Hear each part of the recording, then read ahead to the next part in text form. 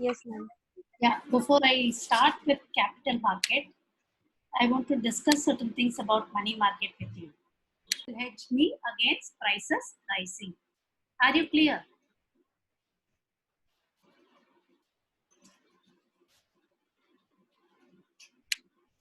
It's with long-term funds. Remember that based on the tenure of funds, financial market was divided into two parts, money market and capital market. Till last class, we saw money market. Money market was talking about market or funds that were dealt for less than a year, right? Up to 364 days. We saw various instruments like we had the commercial bills, treasury bills, etc. And then we also spoke about the sub markets.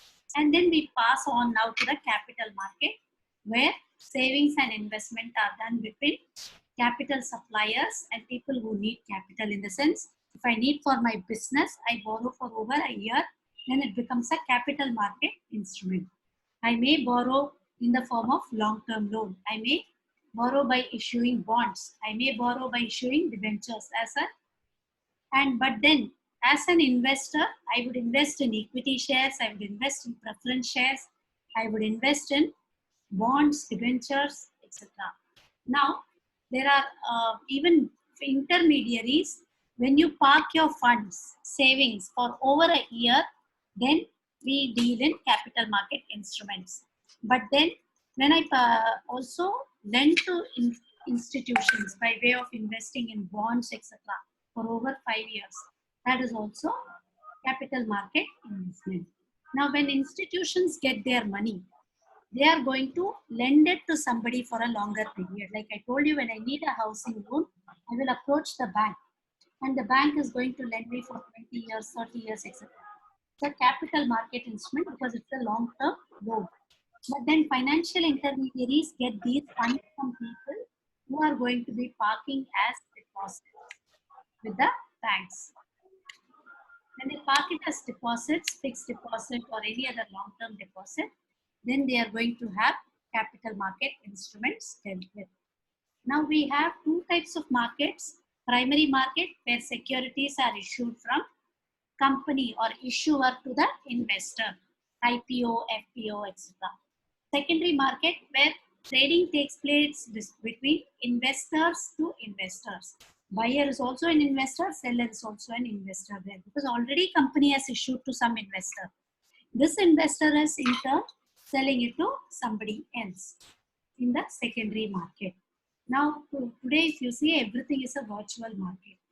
Now when I see functions of a capital market, it is linking investors and borrowers or savers and users of funds. If I need money, I can go to a financial institution. Somebody would have saved their money. Bank will lend it to me at a cost while paying some part of the cost to the investor, right? Or even if it is some other institution like your asset management company in the case of mutual fund, whatever I invest is going on as capital to some company. It helps me to facilitate movement of this capital to more productive use. Had I kept it at home, it would have been lying in my purse as idle savings, right? And it would have turned out to be a liability. But now, since I am going to be using this fund and creating more goods and services, I am going to be investing it in some institution. Indirectly, I am boosting up the productivity of the economy. And this institution is going to supply capital to some other institution. It boosts economic growth. Obviously, when goods and services are produced, it is going to employ people. When people are employed, it is going to generate income. When income is generated, they are going to demand goods and services and in turn going to encourage production, which will create more employment opportunities and so on. And then whatever savings are there, it is mobilized. Whatever savings I have with the financial institution, mobilized in the sense it is passed on to some user for a productive purpose. And also securities are traded in the sense buying and selling of equity or debentures or whatever securities. Securities are claimed or financial instruments are traded, right? And apart from that, any massive range, I can always hold on to some investment. Like I can have ownership in companies which are going to produce goods and services. And also, demand and supply are the ones where we can determine the price of any financial instrument. We can value the financial instrument if it is worth it. If the company is doing well, it is worth buying it at the price, or even we can find out if it is overvalued in the current market. All these can be done with the help of all the data and the details available, and also since it is transparently available, market buying and selling. Now, apart from that, we have derivative trading where you can hedge the moment of your price. If you have purchased an asset, its fall can be hedged with the help of derivative instrument. Or if you have sold an asset, you want to buy it back, its price rise can also be hedged. Hedged in the sense, risk of it going up can be avoided. And also facilitates transaction settlement. What is transaction settlement here? Settlement is when I have purchased something and I need to pay somebody, right? If I have purchased something, I should get that asset. Same way, if I have sold something, the other person, I should get money into my account. So when these two things are effectively transferred between the party, buyer should get his share of goods or service or security credited to him, and he should pay, and the seller should get the payment credited to his account. Once these two happen, the transaction is settled. Like for example, if you buy a furniture, you buy it at 3,500, he says you will receive it tomorrow. And on the day of its receipt, the furniture should be received by you, payment should be received by him. Then we say the transaction is settled. Now, apart from that, any capital allocation is effectively allocated. In the sense, whichever industry needs capital, you're able to identify, focus your lending to that industry through financial intermediaries. And funds are also continuously available in the market. Somebody or the other is going on investing. And this money is always going to be circulating or rotating. So when they invest, financial institution is responsible to give them a return on their investment. Therefore, what it will do, it has to earn that return. So it is going to find out which industry needs capital and is going to supply them with the capital that they need. There are an umpteen number of investment avenues available for this. It is classified into primary and secondary market. And primary market, we always say new issue market. We call it as new issue market. It deals with securities that are newly issued. And then trading is done for the first time, in the sense issuer directly issues the securities to the investor. And therefore, it helps in capital formation. We have a lot of primary market issues like IPO, FPO, etc. Right? We will see the different types of issues later, and we will also see this process later. IPO's this thing, functions. IPO's function is talking about origination.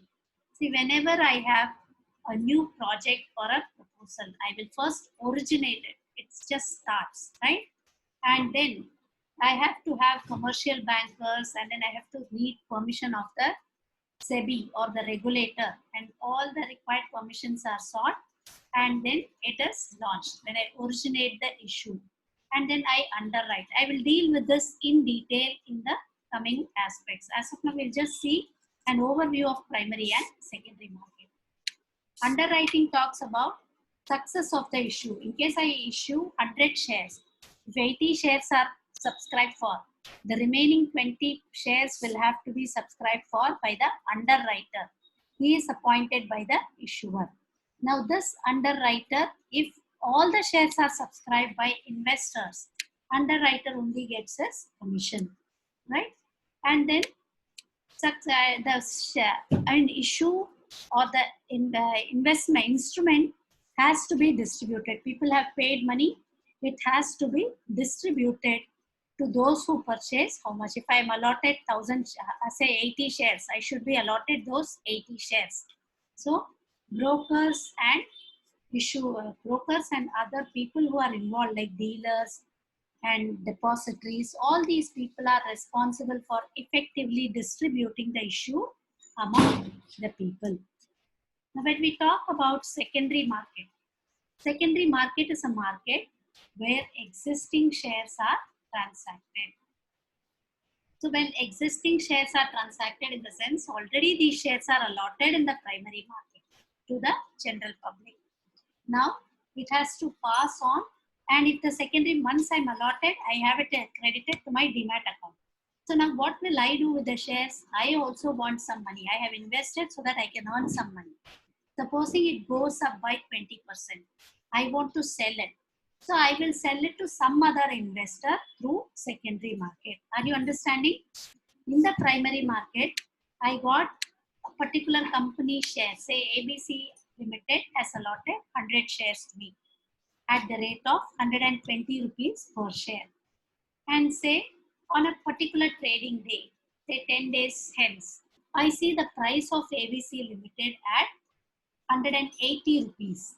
So I want to sell it. So when I sell it, it is going to some other investor, because some other investor is purchasing. It's not the company that is purchasing. So we say that secondary market is stock exchange, wherein stock is exchanged between investors and securities are bought and sold by investor. Now you don't go back to the company at all.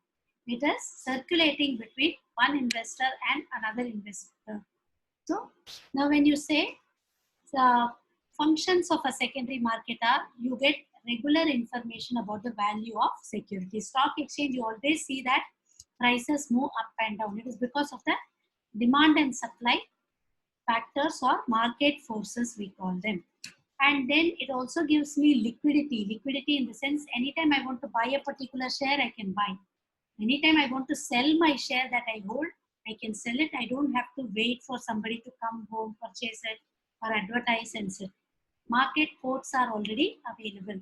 If I want to sell, I go to my stock broker, open a trading account and sell my shares. And then I continuously trade on an active basis. If you see stock market Monday to Friday, 9 to 3:30 a.m., it is actively, stocks are traded, bought and sold. And it provides a marketplace where buyers and sellers meet. I've mentioned to you earlier, whenever buyers and sellers meet, it may not be a physical market, even virtual market. Whenever buying and selling takes place, it is called as a market. Are you clear about this?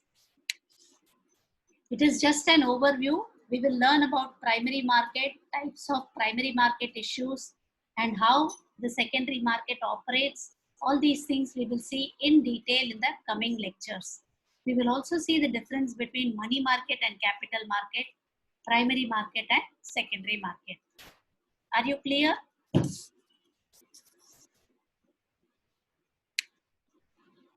We saw what is capital market, what are the two types of markets in capital market or how it is classified, what are the functions of capital market, what is primary market, and what is a secondary market, what is the function of a primary market, what is the function of a secondary market. We wind up for the day, and I will catch up with you in the next class, which is tomorrow, with a little more detail on these topics which we are going to talk about. So have a nice day, and I'm ending the meeting here.